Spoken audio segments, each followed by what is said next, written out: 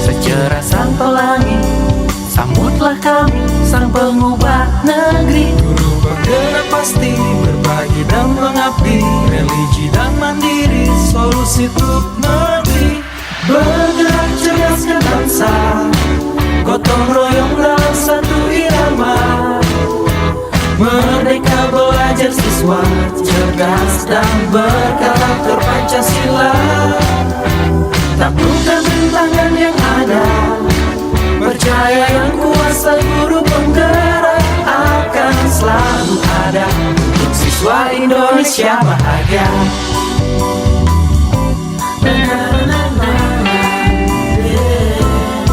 Sehangat sang mentari, secerah sang pelangi, sambutlah kami sang pengubah negeri. Guru penggerak pasti, berbagi dan mengabdi, religi dan mandiri, solusi untuk negeri. Bergerak cerdaskan bangsa, Gotong royong dalam satu irama. wujudkan cita-cita siswa, cerdas dan berkarakter Pancasila.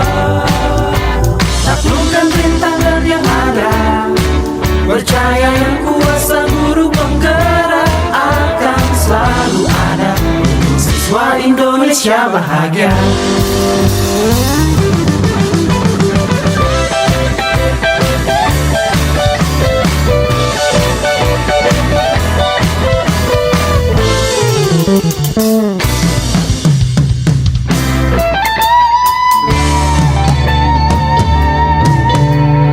Bergerak cerdaskan bangsa, gotong royong dalam satu irama.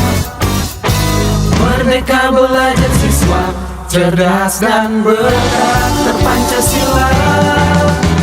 Taklukkan rintangan yang ada, percaya yang kuasa guru penggerak akan selalu ada untuk siswa Indonesia bahagia.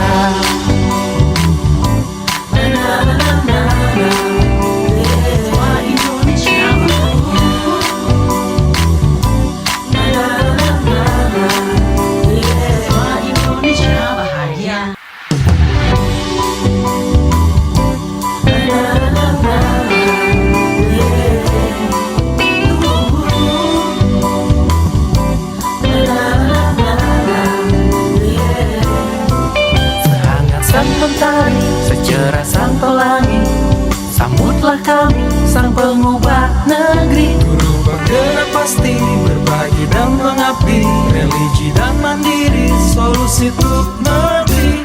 Bergerak cerdaskan bangsa, gotong royong dalam satu irama.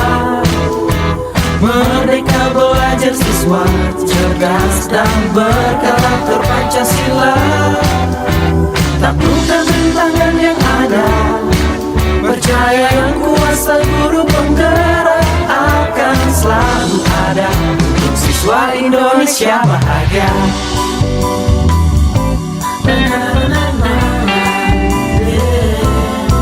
Sehangat sang mentari, secerah sang pelangi, sambutlah kami sang pengubah negeri. Guru penggerak pasti, berbagi dan mengabdi, religi dan mandiri, solusi untuk negeri. Bergerak cerdaskan bangsa, Gotong royong dalam satu irama. wujudkan cita-cita siswa, cerdas dan berkarakter Pancasila. Taklukkan rintangan yang ada, percaya yang kuasa guru penggerak akan selalu ada untuk siswa Indonesia bahagia.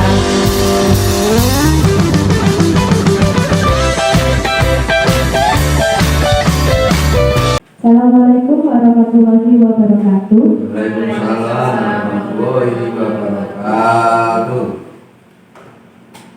Selamat siang Bapak Ibu semua. Terima kasih sudah menyempatkan hadir untuk mengikuti diseminasi budaya positif modul 1.4 bersama saya. Modul 1.4 bersama saya, Sekretaris Fitriana Suherman SPD. Saya adalah CGP Angkatan 8 dari Kabupaten Semarang. Bagaimana keadaannya Bapak Ibu semua? Sehat. Bagaimana keadaannya Bapak Ibu semua? Sehat. Alhamdulillah. Alhamdulillah semuanya sehat. Iya Pak. Salam dan bahagia. Kenapa ada bahagia di sini? Saya merasa bahagia di sini bisa berkumpul dengan Bapak Ibu semua. Saya bahagia juga dapat menjadi salah satu peserta calon guru penggerak angkatan 8 mewakili SDN Payungan. Pertanyaan pemantik. Di sini ada 3 pertanyaan pemantik Bapak Ibu. Apakah Anda setuju dengan pernyataan ini? Silahkan. Yang pertama ada hukuman dapat mendisiplinkan anak. Apakah Bapak Ibu setuju? Setuju. Hukuman dapat mendisiplinkan anak. Ya. Yang kedua, pemberian hukuman dengan hal positif seperti membaca atau membersihkan halaman sekolah dapat meningkatkan disiplin anak. Bapak Ibu setuju? Setuju. Yang ketiga, memberi penghargaan dapat meningkatkan motivasi belajar anak. Setuju Bapak Ibu? Setuju. Oke. Ini adalah pertanyaan pemantik untuk memulai diseminasi kita hari ini. Oke. Topik dalam eksplorasi konsep hari ini itu ada ini Bapak Ibu. Yang pertama, perubahan paradigma dari stimulus respon ke teori kontrol. Yang kedua, disiplin positif. Yang ketiga, motivasi perilaku manusia. Yang keempat, ada kebutuhan dasar manusia. Selanjutnya ada restitusi 5 posisi kontrol. Selanjutnya keyakinan kelas. Dan yang terakhir ada restitusi segitiga restitusi. Ini adalah topik yang akan kita bahas hari ini. Oke. Untuk memulai, di sini kita akan mencoba Bapak Ibu kegiatan kepalan tangan. Cobalah Anda dan teman Anda sobek secari kertas kecil, tuliskan benda atau sesuatu yang sangat berharga untuk Anda. Letakkan di salah satu tangan Anda dan genggam benda atau sesuatu tersebut dengan segala daya. Buatlah sebuah kepala. Lalu teman Anda akan mencoba dengan sekuat tenaga dan dengan berbagai cara untuk meminta Anda memberikan benda itu. Bisa membujuk, mengancam, menghardik, merayu, menyuap, apa saja agar dapat membuka kepala tangan Anda. Apakah Anda akan membuka kepala Anda? Tidak.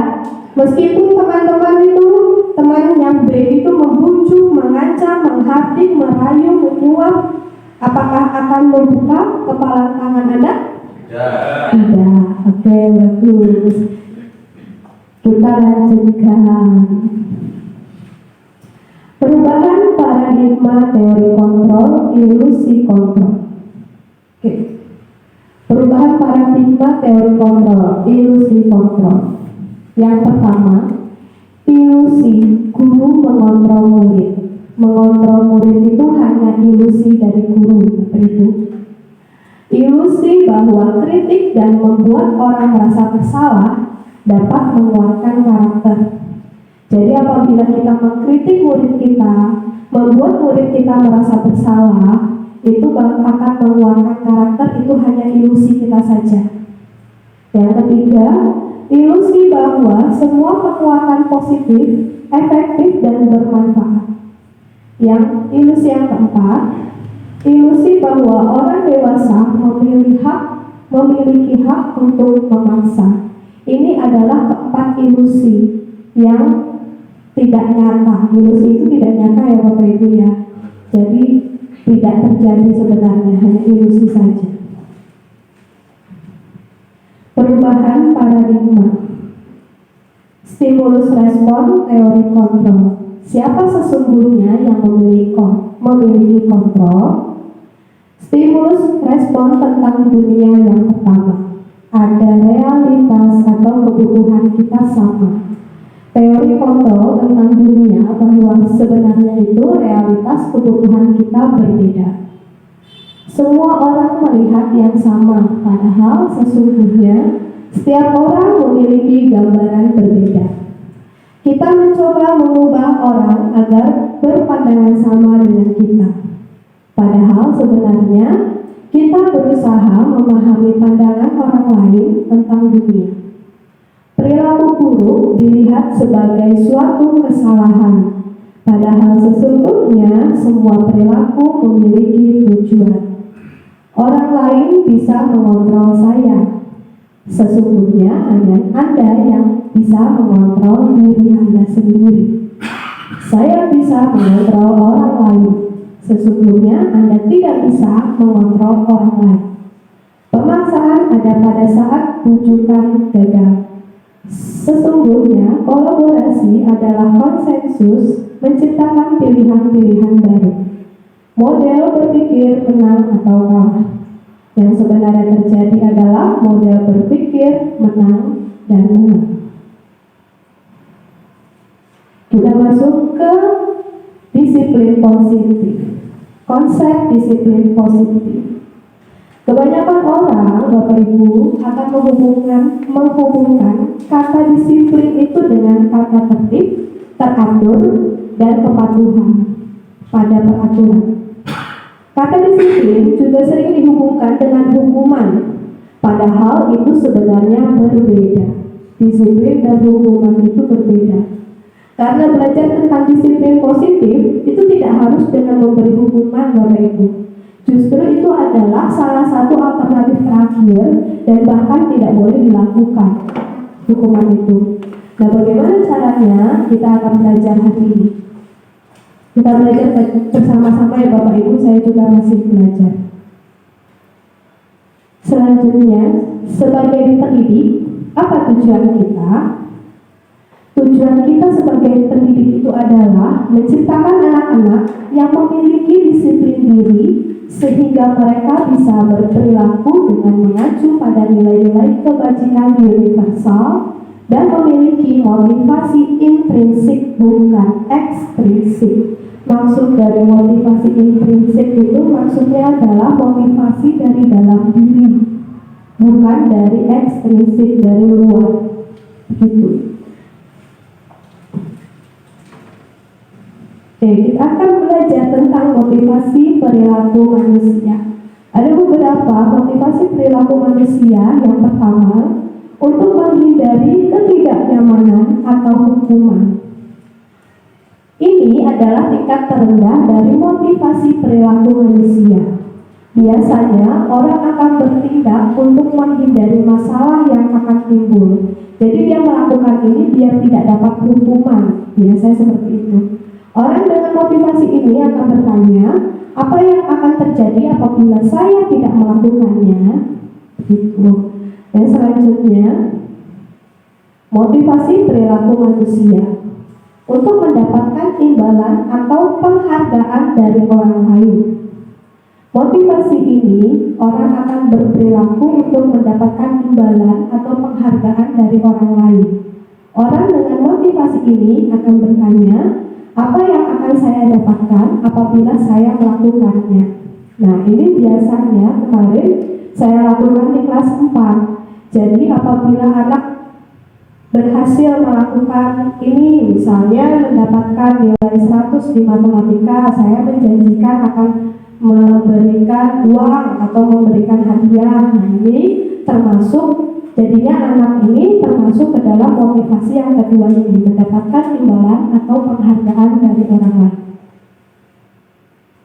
Motivasi perilaku manusia yang ketiga, untuk menjadi orang yang mereka inginkan dan menghargai diri sendiri dengan nilai-nilai yang mereka percaya.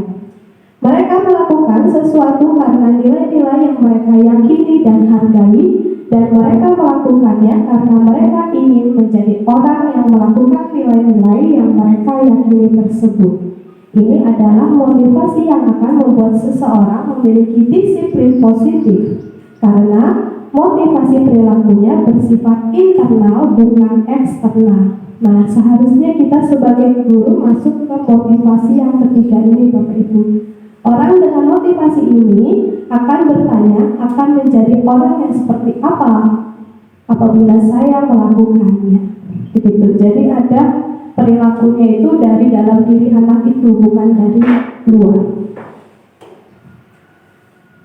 Tujuan disiplin positif. Tujuan dari disiplin positif adalah menanamkan motivasi yang ketiga pada murid-murid kita, yaitu untuk menjadi orang yang mereka inginkan, yang tadi ya Bapak Ibu ya, dan menghargai diri sendiri dengan nilai-nilai yang mereka percaya. Itu tujuan disiplin positif. Kebutuhan dasar manusia.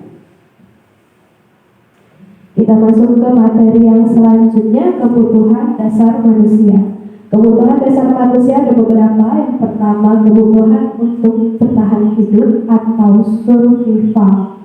Kebutuhan bertahan hidup merupakan kebutuhan yang bersifat fisiologis untuk bertahan hidup, misalnya kesehatan, rumah, dan makanan.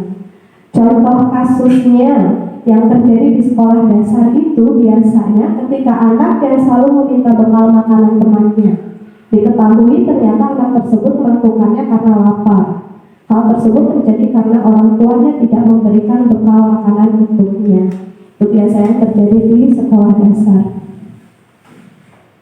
Kebutuhan dasar manusia yang kedua itu adalah kasih sayang dan rasa diterima. Kebutuhan akan kasih sayang dan rasa diterima termasuk dalam kebutuhan psikologis. Pada umumnya, anak-anak yang memiliki kebutuhan dasar kasih sayang dan rasa diterima yang tinggi ingin disukai dan diterima oleh lingkungannya dengan baik. Mereka juga akrab dengan kedua orang tuanya. Biasanya mereka akan semangat untuk belajar karena suka pada gurunya. Teman sebayanya sangat penting bagi mereka. Mereka juga biasanya suka bekerja dalam kelompok. Contoh kasusnya, ketika seorang anak yang membuat masalah untuk mendapatkan perhatian dari teman, guru, maupun orang tuanya, maka kebutuhan dasar yang sedang dipenuhi oleh anak tersebut ialah kebutuhan akan kasih sayang atau rasa diterima. Kebetulan di kelas 4 yang kemarin saya mendapatkan contoh kasus seperti ini. Jadi anak melakukan masalah, membuat masalah itu untuk mendapatkan perhatian dari saya, dari gurunya. Begitu. Kebutuhan dasar manusia yang ketiga yaitu kebebasan. Anak-anak dengan kebutuhan kebebasan yang ingin menginginkan pilihan mereka perlu banyak bergerak, menyukai hal-hal yang baru dan menarik, dan suka mencoba-coba. Anak-anak akan merasa mampu mengekspresikan diri secara mandiri, tidak tergantung pada orang lain, dan tidak mudah terpengaruh oleh orang lain. Contohnya, di sini ada anak yang selalu diberi bekal makanan menu setiap harinya oleh ibu. Di sekolah, dia membuat masalah dengan mengambil paksa bekal milik teman-temannya. Hal tersebut dia lakukan karena ingin mencoba makanan temannya yang beraneka ragam. Mungkin penyajian hanya satu macam saja Bapak Ibu. Maka kebutuhan yang berusaha dipenuhi oleh anak tersebut itu adalah kebutuhan kebebasan. Begitu. Selanjutnya yang keempat, kebutuhan dasar manusia yang keempat adalah kesenangan. Di sini kebutuhan dasar manusia yang keempat itu anak. Ini biasanya muncul sejak dini, kemudian terus berkembang hingga dewasa. Biasanya anak-anak suka bermain. Saat mereka bermain, mereka tidak langsung mempelajari keterampilan hidup yang penting. Anak-anak dalam kebutuhan dasar kesenangan yang tinggi biasanya ingin menikmati apa yang mereka lakukan. Contoh kasusnya di sini ada di sekolah dasar, yaitu ketika ada anak yang senang mengganggu temannya, anak tersebut merasa jika ekspresi temannya saat kesal terlihat lucu, Maka yang sedang berusaha dia penuhi ialah kebutuhan akan kesenangan. Biasanya kalau misalnya anak tersebut ditanya, kenapa kamu ganggu dia? Gak apa-apa, cuma pengen lihat dia senang misalnya seperti itu. Mungkin ada ya anak yang seperti itu. Selanjutnya ada penguasaan. Merupakan kebutuhan pengakuan atas kemampuan yang berhubungan dengan kekuatan untuk mencapai sesuatu, menjadi kompeten, menjadi terampil, diakui atas prestasi dan keterampilan yang dimiliki, dapat membuat pencapaian dihormati, didengarkan, meninggalkan pengaruh dan memiliki rasa harga diri. Anak-anak yang memiliki kebutuhan dasar akan penguasaan yang tinggi biasanya selalu ingin menjadi pemimpin. Mereka juga suka mengamati sebelum mencoba hal baru dan merasa kecewa bila melakukan kesalahan. Contoh kasusnya, apabila ada anak yang merasa hebat setelah mengganggu temannya karena temannya menjadi takut dan menuruti keinginannya, maka anak tersebut sedang berusaha memenuhi kebutuhan dasarnya akan kekuasaan.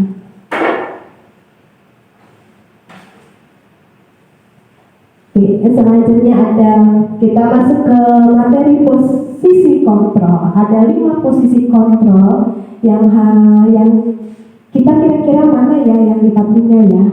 Ada 5 ya. Pertama ada penghukum, yang kedua ada pembuat merasa bersalah, yang ketiga teman, yang keempat pemantau, yang kelima manajer. Termasuk kemana kita? Akan kita bahas, akan kita pelajari satu persatu. Yang pertama penghukum. Seorang penghukum bisa menggunakan hukuman fisik maupun verbal. Orang-orang yang menjalankan posisi penghukum senantiasa mengatakan bahwa sekolah memerlukan sistem atau alat yang dapat lebih menekan murid-murid lebih dalam lagi. Guru-guru yang menerapkan posisi penghukum akan berkata, patuhi aturan saya atau awas. Kamu selalu saja salah. Pasti selalu yang terakhir selesai. Guru seperti ini senantiasa percaya hanya ada satu cara agar pembelajaran bisa berhasil, yaitu cara dia sendiri. Ini adalah sifat posisi kontrol penghukum. Saya dulu masih merasa memakai posisi ini Bapak Ibu. Jadi kalau tidak mengerjakan PR nanti dihukum, hormat lapangan, misalnya seperti itu. Nah ini masuk ke posisi kontrol penghukum. Padahal sebenarnya itu tidak boleh. Selanjutnya, pembuat merasa bersalah. Pada posisi ini biasanya guru akan bersuara lebih lembut. Pembuat merasa bersalah akan menggunakan keheningan yang membuat orang lain merasa tidak nyaman, bersalah, atau rendah diri. Kata-kata yang keluar dengan lembut akan seperti, contohnya gurunya bilang gini Bapak Ibu, Ibu sangat kecewa sekali dengan kamu. Berapa kali Bapak harus memberitahu kamu? Bagaimana coba kalau orang tuamu tahu kamu berbuat begini? Nah itu biasanya kata-kata yang biasa guru lakukan. Di posisi ini, murid akan memiliki penilaian diri yang buruk tentang diri mereka. Murid merasa tidak berharga dan telah mengecewakan orang-orang yang di sekitarnya yang dia sayangi. Ini posisi kontrol pembuat merasa bersalah. Yang ketiga, di sini ada posisi kontrol sebagai teman. Guru pada posisi ini tidak akan menyakiti muridnya, namun akan tetap berupaya mengontrol murid melalui persuasi. Posisi teman pada guru biasa negatif atau positif. Positif di sini berupa hubungan baik yang terjalin antara guru dan murid. Guru di posisi teman menggunakan hubungan baik dan humor untuk mempengaruhi seseorang. Biasanya guru yang menduduki posisi teman ini biasanya begini bilangnya, Bapak Ibu, ayo bantulah demi Bapak ya, biasanya gitu. Atau ayo ingat tidak bantu Ayo ingat tidak bantuan Bapak selama ini. Oh, ya sudah, hari ini tidak apa-apa, nanti Ibu bantu bereskan. Sebenarnya yang kita pikir seperti ini, pikiran kita bagus ya Bapak Ibu ya. Ternyata ini juga tidak bagus untuk mengontrol murid. Ini masih ada yang lebih bagus lagi untuk posisi kontrol. Murid merasa dikecewakan dan tidak mau lagi berusaha. Jadi biasanya kalau seperti ini karena kita bilang, oh nggak apa-apa, nanti Ibu bantu bereskan ya, bisa seperti itu. Jadi anak itu kan tidak ada rasa berusaha. Oh berarti kalau bisa aku nggak kerjain PR, nggak apa-apa deh, besok juga nggak diomelin, misalnya seperti itu. Hal lain yang mungkin timbul adalah murid hanya akan berpindah untuk guru tertentu dan tidak untuk guru lainnya. Murid akan tergantung pada guru tersebut.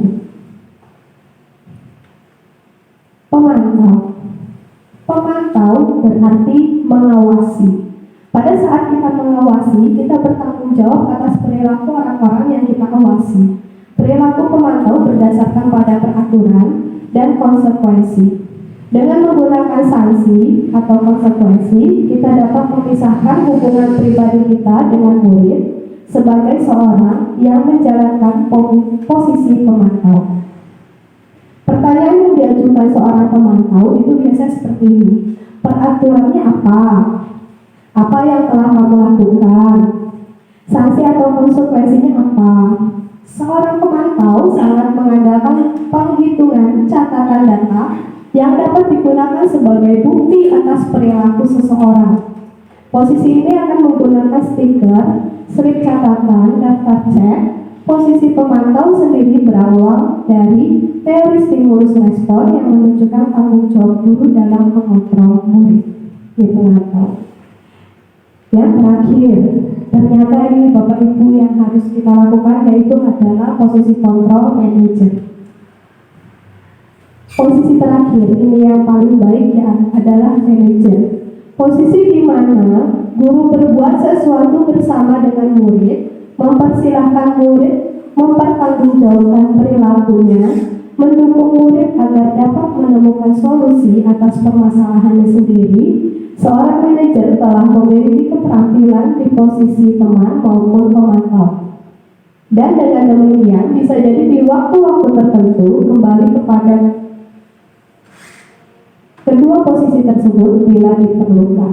Namun bila kita menginginkan murid-murid kita menjadi manusia yang merdeka, mandiri dan bertanggung jawab, maka kita perlu mengacu kepada restitusi yang dapat menjadikan murid kita seorang manajer bagi dirinya sendiri. Di manajer, murid diajak untuk menganalisis kebutuhan dirinya maupun kebutuhan orang lain. Di sini penekanan bukan pada kemampuan membuat konsekuensi, namun dapat berkolaborasi dengan murid bagaimana memperbaiki kesalahan yang ada. Seorang manajer akan berkata, apa yang kita yakini, apa kamu meyakininya? Jika kamu meyakininya, apakah kamu bersedia memperbaikinya? Ternyata seperti itu Bapak Ibu. Jika kamu memperbaiki ini, hal ini menunjukkan apa tentang dirimu, apa rencana kamu untuk memperbaiki hari ini, hal ini.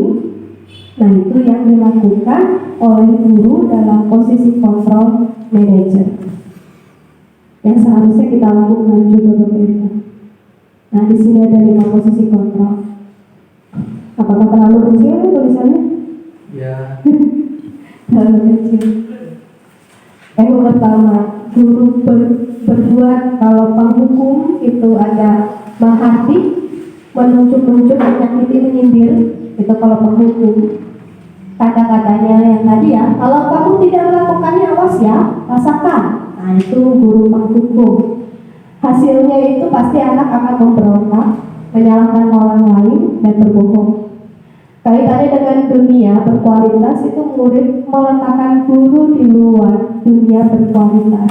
Jadi malah anak itu tidak menghormati gurunya.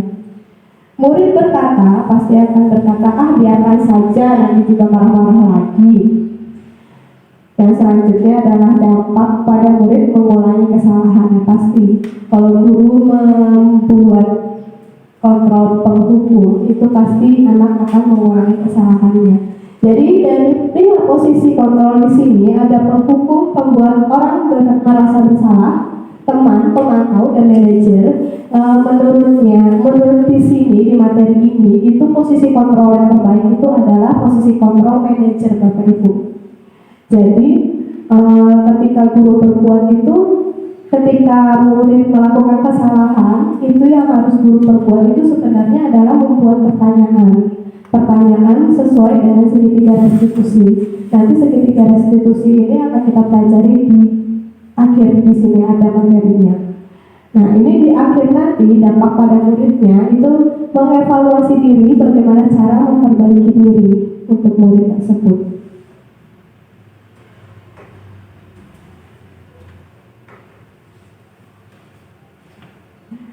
Contoh video 5 posisi kontrol. Di sini kita akan menonton video contohnya 5 posisi kontrol.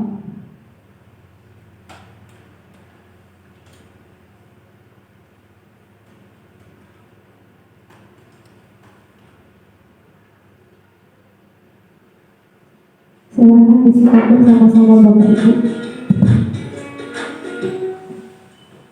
Salam bahagia Ibu dan Bapak guru hebat. Dalam penerapan disiplin positif restitusi, salah satu program yang dikembangkan adalah 5 posisi kontrol. 5 posisi kontrol dalam restitusi adalah proses perjalanan seorang pendidik agar dapat mengenali dirinya. Pada video kali ini, kita akan membahas tentang 5 posisi kontrol yang dikembangkan oleh Ryan Dawson dan contoh penerapannya.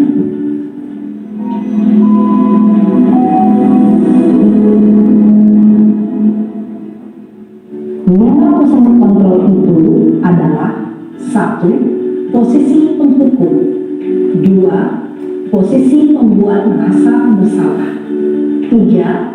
Posisi teman, 4. Posisi pemantau atau monitor, dan 5. Posisi manajer.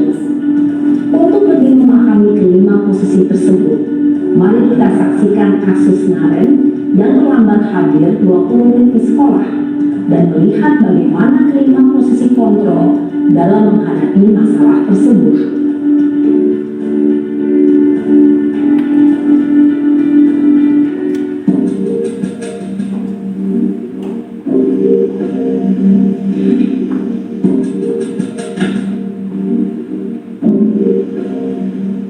Naren, sini kamu. Selamat pagi, Bu. Selalu terlambat. Kamu deh, pasti terlambat. Maaf, Bu. Saya... Apa? Apa coba? Alasan kamu apa lagi? Kapan sih kamu tidak terlambat? Malas sekali ya kamu jadi anak. Saya... Dasar pemalas. Gak kapok-kapok sih kamu. Sudah berapa kali terlambat? Sana, kamu keliling lapangan basket 2 kali. Kenapa saya harus keliling lapangan basket, Bu? Kenapa? Kamu lawan ibu. Berani-beraninya jawab. Sudah terlambat, masih berani jawab pula. Sekarang, keliling lapangan basket 5 kali sekalian. Biar kapok. Cepat. Pergi sana ke lapangan basket. Posisi penghukum biasanya berbicara dengan nada tinggi, menghardik, menunjuk-nunjuk, menyakiti, dan menyindir. Hukuman bisa berupa fisik maupun psikis. Ibu dan Bapak guru hebat, dampak yang terjadi pada murid ketika guru berada pada posisi penghukum adalah murid cenderung akan memberontak, bahkan menyimpan dendam.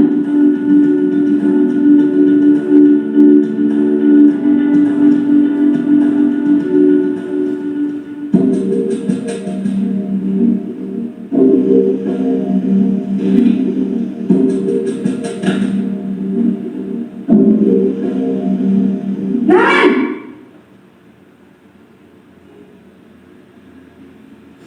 Selamat pagi, Bu. Naren. Kamu kenapa terlambat lagi, nak? Ya Tuhan, Naren. Kamu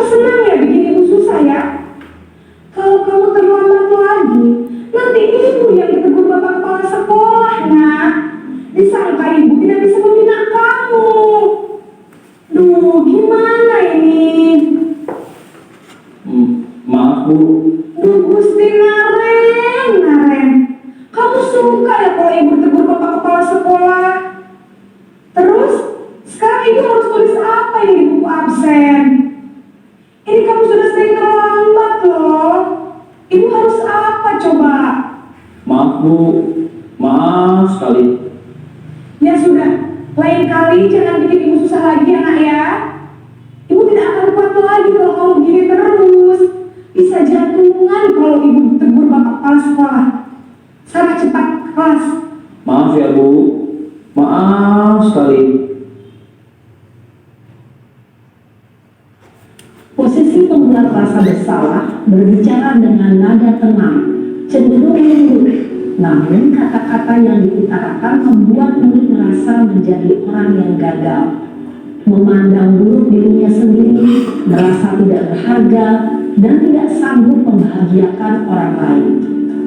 Ketika guru mengambil posisi pembuat rasa bersalah, murid akan menganggap dirinya yang bersalah dan ia akan menyimpan emosi negatif tersebut di dalam dirinya.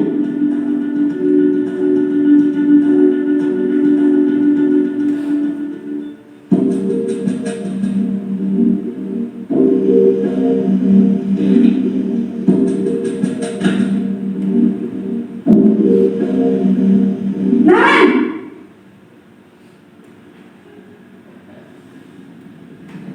Selamat pagi Bu. Wah, sudah jam berapa ini nak? Terlambat lagi ya sayang. Iya Bu, habis ibu saya lupa bangunkan saya Bu. Kamu malah menyalahkan ibu kamu. Kamu bukannya anak yang larinya paling kencang. Kok terlambat sih? Iya Bu, saya memang terlambat bangun tadi. Jadi biarpun saya lari kencang, tetap gak kejar Bu. Ya sudah sana. Nanti lain kali larinya lebih kencang lagi ya. Biar gak terlambat lagi. Bikin senang ibu. Demi ibu. Bisa kan? Bisa Bu. Ya sudah sana masuk kelas. Ibu beresin urusan absen kamu. Kamu ini ada-ada saja. Dalam posisi teman, guru berbicara dengan nada suara ramah, akrab, cenderung bersenda gurau untuk menjaga suasana tetap santai. Murid akan merasa senang, aman, dan akrab dengan guru. Identitas yang tercipta adalah identitas sukses atau berhasil. Namun, perlu diingat, karena ini masih dorongan eksternal, maka ada faktor ketergantungan dari murid kepada orang tertentu. Di sini guru aksennya, sehingga di lain waktu murid bisa berperilaku baik, namun hanya kepada orang-orang tertentu saja.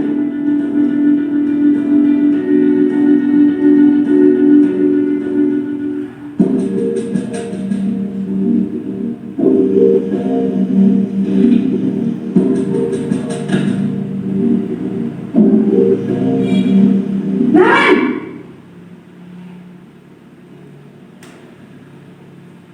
Selamat pagi Bu. Naren, apa peraturan sekolah kita tentang jam berapa kita harus masuk sekolah, nak? Kita harus di sekolah jam 7 Bu. Iya betul, sekarang sudah jam 7.20. Naren sudah tahu konsekuensinya jika terlambat hadir. Paham Bu, saya harus tinggal kelas pas jam istirahat selama 20 menit. Iya benar, konsekuensinya demikian. Jadi nanti jam 9.30 pas istirahat, kamu harus tinggal di kelas, kerjakan tugas tambahan untuk ketertinggalan kamu, ya? Baik Bu. Posisi pemantau mengandalkan penghitungan atau data untuk mengontrol murid. Guru mengarahkan murid berdasarkan peraturan dan konsekuensi. Seorang pemantau menunjukkan bahasa tubuh dan ekspresi wajah yang datar dan cenderung formal.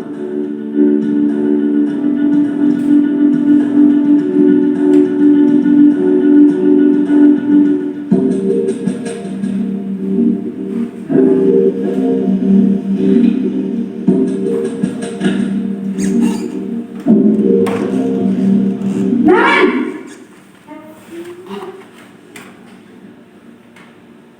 Selamat pagi Bu. Selamat pagi, Naren. Maaf Bu, saya terlambat. Iya, sekolah masuknya jam 7, sekarang sudah jam 7.20. Jadi sekarang bagaimana ini, Naren? Maaf Bu, saya lupa setel alarm saya semalam. Baiklah, menurut kamu, keyakinan sekolah yang mana yang perlu kamu tingkatkan? Menghargai diri sendiri dan orang lain mungkin ya Bu. Setuju. Jadi, apakah Naren meyakini prinsip saling menghormati tersebut? Iya Bu, saya meyakininya. Apakah Naren bersedia memperbaiki masalah keterlambatan ini? Bersedia Bu. Bagaimana kamu akan perbaiki masalah keterlambatan ini? Saya akan coba untuk tidak lupa menyetel alarm saya Bu. Baik, kalau Naren lupa menyetel alarm di rumah, ada orang yang kira-kira bisa bantu mengingatkan tidak? Ada Bu, kakak saya, Kak Emma. Ada lagi selain Kak Emma?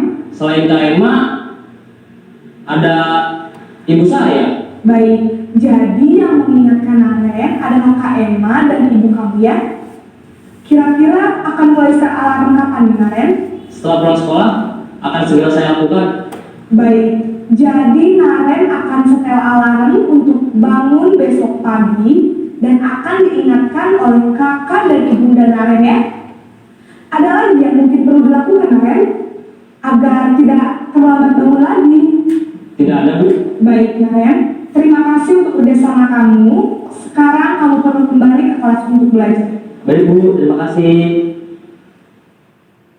Posisi manajer adalah posisi kontrol yang disarankan untuk membimbing murid memiliki sikap disiplin yang positif, yaitu murid yang mandiri, bertanggung jawab, dan dapat memecahkan masalah. Tujuan dari posisi ini adalah agar murid dapat berefleksi atas tindakannya. Guru akan dengan tulus memberikan pertanyaan-pertanyaan bermakna, sehingga membuat murid dapat belajar dari kesalahannya dan mencari sebuah solusi untuk menyelesaikannya. Ibu dan Bapak guru hebat, setelah mengamati adegan kelima posisi kontrol tadi, kira-kira posisi mana yang paling ideal? Posisi mana yang dapat menunjang motivasi intrinsik murid? Ya, tentu posisi manajer. Posisi ini memang posisi ideal yang ingin dituju setiap pendidik. Pada posisi inilah, guru dapat menerapkan disiplin positif yang berpihak pada murid, yang memerdekakan murid. Perjalanan seorang pendidik tentunya tidak mudah untuk sampai pada posisi seorang manajer. Namun, tujuan kita pasti, yaitu menciptakan murid-murid yang mandiri, merdeka, dan bertanggung jawab. Semoga penggambaran 5 posisi kontrol yang telah diperlihatkan ini dapat menjadi ajang refleksi bagi kita semua, agar dapat terus mengasah dan menerapkan disiplin positif yang memerdekakan murid. Mari terus berlatih dan bersemangat. Selamat menerapkan. Salam dan bahagia Ibu dan Bapak guru hebat.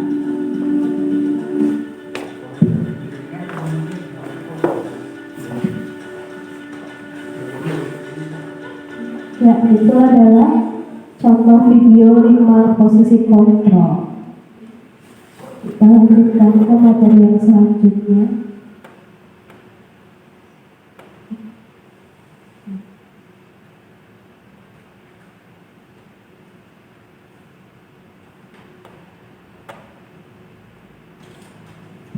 Kita masuk ke materi yang selanjutnya, yaitu keyakinan kelas Bapak Ibu. Tadi di dalam video ada kata-kata keyakinan kelas. Apa sih itu keyakinan kelas? Sebelumnya di sini ada kesepakatan ya. Kesepakatan disusun dan dikembangkan bersama-sama antara guru dan murid. Kesepakatan kelas yang menuntun nilai-nilai positif akan berujung pada keyakinan kelas. Keyakinan kelas di sini definisinya adalah kesepakatan kelas yang diyakini bersama oleh guru dan murid selama proses pembelajaran. Jadi untuk keyakinan kelas dan peraturan sekolah itu berbeda ya Bapak Ibu. Kalau peraturan itu biasanya sudah tertulis dari atas ya Bapak Ibu ya, dari sananya. Tapi kalau kesepakatan kelas atau keyakinan kelas itu kita buat bersama-sama bersama murid yang kita atur sedemikian rupa bagaimana caranya menjadi kalimat yang baik dan benar. Keyakinan kelas. Mengapa tidak peraturan saja? Mengapa harus keyakinan kelas?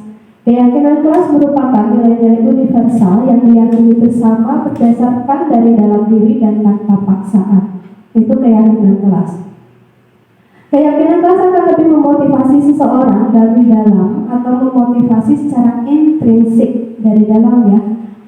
Seseorang akan lebih tergerak dan bersemangat untuk menjalani keyakinannya daripada hanya sekedar mengikuti serangkaian peraturan. Cara-cara merumuskan keyakinan kelas di sini ada 5 cara. Yang pertama, siswa menulis keyakinan kelas yang mereka inginkan. Guru dan siswa mengulas keyakinan kelas yang telah tertulis. Pasti kalau misalnya anak-anak menuliskan pasti tidak boleh menyontek, tidak. Nah, itu masih kata-kata kalimat negatif. Guru dan siswa memilah keyakinan kelas yang penting. Selanjutnya, mengubah keyakinan kelas menjadi kalimat positif. Yang tadi ada kata tidak-tidaknya diubah menjadi kata positif. Terus selanjutnya mengecek dan menyepakati keyakinan kelas bersama murid-murid. Ini cara merumuskannya. Di sini ada segitiga restitusi, Bapak Ibu. Segitiga restitusi itu ada validasi tindakan yang salah, menanyakan keyakinan, menstabilkan identitas. Seperti yang tadi di video tadi tentang 5 posisi kontrol, di sana pertama itu ibu tadi melakukan validasi tindakan yang salah, menanyakan apa kira-kira kesalahanmu, misalnya itu. Terus yang kedua tadi ibu menanyakan keyakinannya, apa yang sudah kita yakini, maksudnya kesepakatan kelas kita itu apa yang sudah kita yakini, begitu. Yang selanjutnya itu menstabilkan identitas. Pengertian, kita masuk ke restitusi. Restitusi adalah sebuah cara menanamkan disiplin positif pada murid. Restitusi bukan untuk menebus kesalahan, namun untuk belajar dari kesalahan. Tujuannya untuk memperbaiki hubungan. Ciri-ciri restitusi ini yang membedakan dengan program disiplin lainnya itu restitusi bukan untuk menebus kesalahan, melainkan untuk belajar dari kesalahan. Restitusi memperbaiki hubungan. Restitusi adalah tawaran bukan paksaan.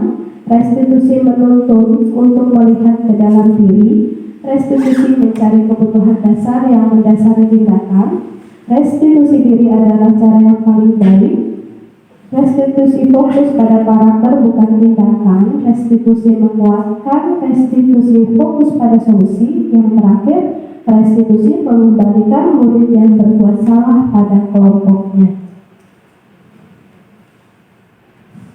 Langkah pertama pada bagian dasar segitiga adalah menstabilkan identitas. Jika anak berbuat salah, maka ada kebutuhan dasar mereka yang tidak terpenuhi. Bagian dasar segitiga restitusi memiliki tujuan untuk merubah orang yang gagal karena telah berbuat salah menjadi orang yang sukses. Kita harus mampu meyakinkan mereka dengan mengatakan kalimat seperti tidak ada manusia yang sempurna.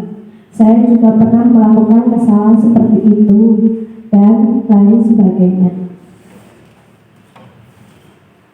Kalau kita ingin dia menjadi proaktif, maka kita harus meyakinkan si anak dengan cara mengatakan kalimat seperti ini, Bapak Ibu.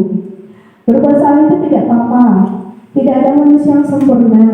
Saya juga pernah melakukan kesalahan seperti itu. Kita bisa menyelesaikan ini dan lain sebagainya.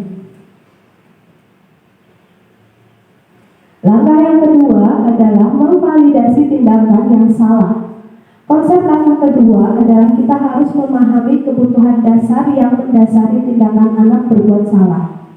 Menurut teori kontrol, semua tindakan manusia baik atau buruk pasti memiliki maksud dan tujuan tertentu. Ketika kita menolak anak yang berbuat salah, dia akan tetap dalam masalah. Yang diperlukan adalah kita memahami alasan melakukan hal tersebut sehingga anak merasa dipahami. Kalimat-kalimat yang mungkin sering terdengar di sini adalah, padahal kamu bisa melakukan yang lebih buruk dari ini ya.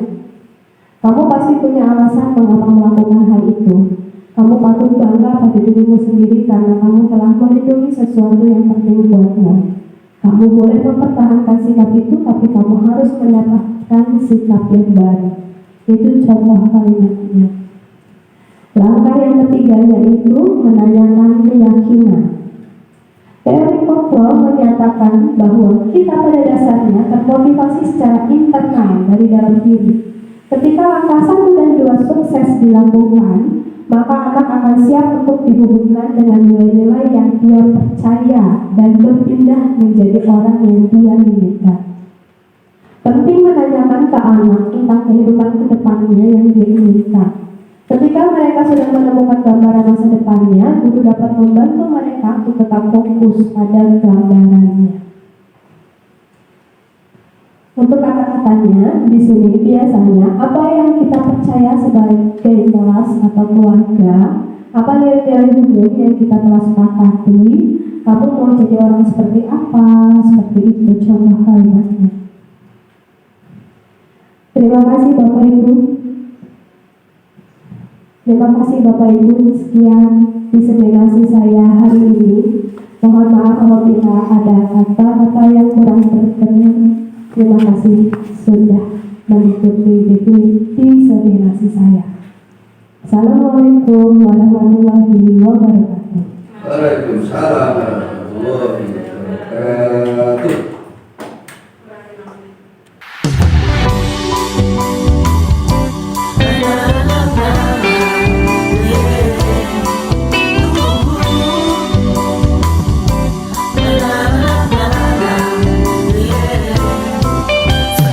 Sang mentari, secerah sang pelangi, sambutlah kami, sang pengubah negeri. Guru bergerak pasti, berbagi dan mengabdi, religi dan mandiri, solusi untuk negeri. Bergerak cerdaskan bangsa, gotong royong dalam satu irama. Merdeka belajar siswa, cerdas dan berkarakter Pancasila. Taklukkan rintangan yang ada, percaya yang kuasa guru penggerak akan selalu ada untuk siswa Indonesia bahagia.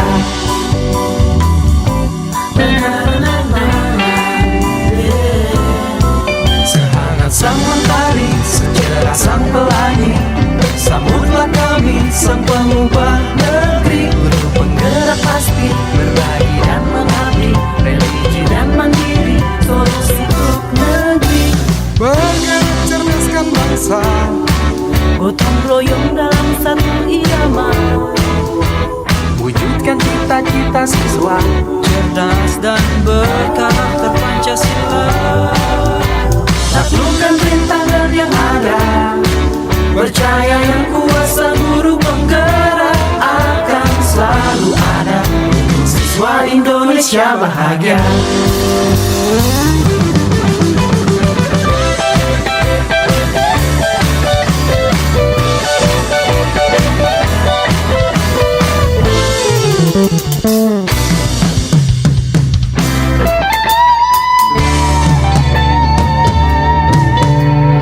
Bergerak cerdaskan bangsa, gotong royong dalam satu irama. Merdeka belajar siswa, cerdas dan berkarakter Pancasila. Taklukkan rintangan yang ada, percaya yang kuasa guru penggerak akan selalu ada untuk siswa Indonesia bahagia.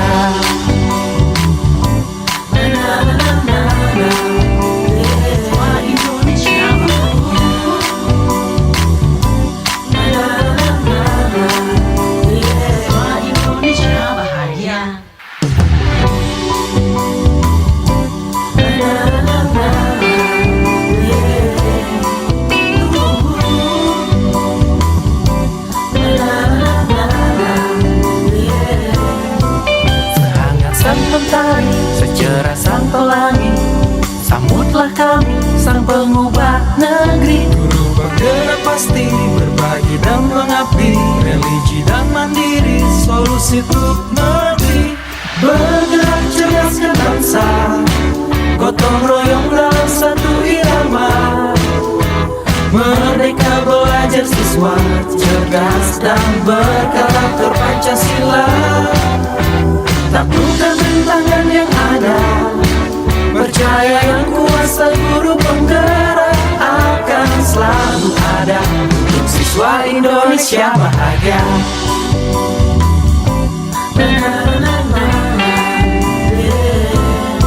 Sehangat sang mentari, secerah sang pelangi, sambutlah kami sang pengubah negeri. Guru penggerak pasti berbagi dan mengabdi, religi dan mandiri, solusi untuk negeri.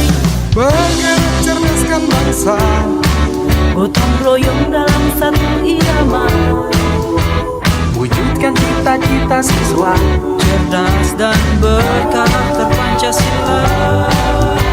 taklukkan rintangan yang ada, Percaya yang kuasa guru penggerak akan selalu ada untuk siswa Indonesia bahagia.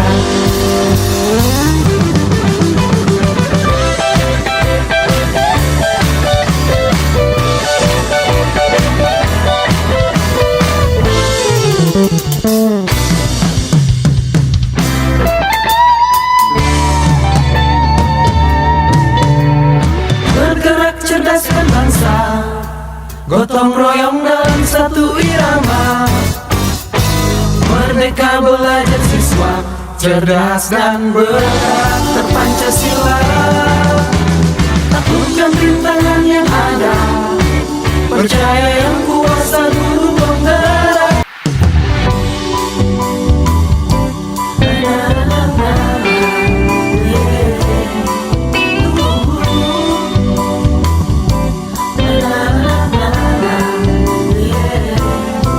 sehangat sang mentari, secerah sang pelangi, sambutlah kami sang pengubah negeri. Guru bergerak pasti berbagi dan mengabdi, religi dan mandiri, solusi untuk negeri. Bergerak cerdaskan bangsa, Gotong royong dalam satu irama. merdeka belajar siswa, cerdas dan Assalamualaikum warahmatullahi wabarakatuh. Salam sejahtera bagi kita semua. Perkenalkan saya Pak Andriatana PGSD sebagai Kepala Sekolah SD Negeri Payungan. Menurut saya telah menerapkan budaya positif, yaitu segitiga restitusi anak lebih disiplin, tanggung jawab, memiliki kesadaran dalam diri anak dalam memenuhi perilaku yang baik, sehingga pembelajaran di kelas jadi lebih nyaman, menyenangkan. Jadi segitiga restitusi ini sangat memberikan dampak positif bagi anak-anak dan kepada saya sebagai kepala sekolah. Khususnya saya mengucapkan terima kasih pada Bu Sen yang telah berbagi ilmu pada Bapak Guru di SDN Payungan. Tetap semangat demi tercapainya pendidikan Indonesia yang lebih maju. Terima kasih. akan selalu ada untuk siswa Indonesia bahagia.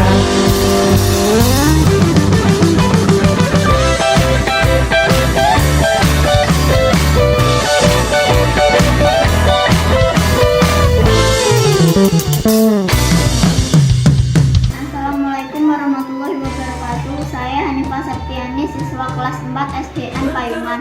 Setelah penerapan segitiga restitusi, yang saya rasakan adalah saya tidak merasakan tertekan. Saya jadi bisa menyadari kesalahan saya dan mampu mencari solusi dari kesalahan saya. Terima kasih. Yang ada, Percaya yang kuasa guru penggerak akan selalu ada untuk siswa Indonesia bahagia.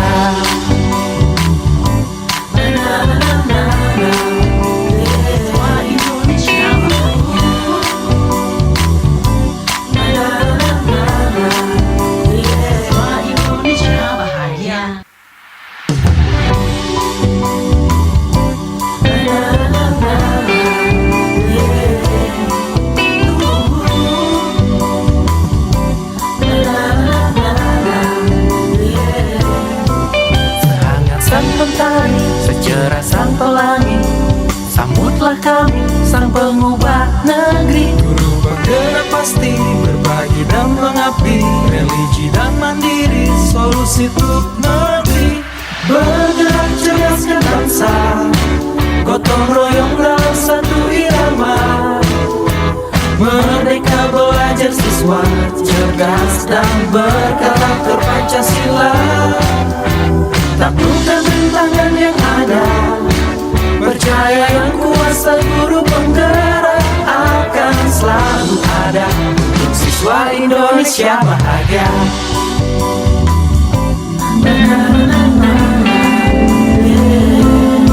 Sehangat sang mentari, secerah sang pelangi, samudra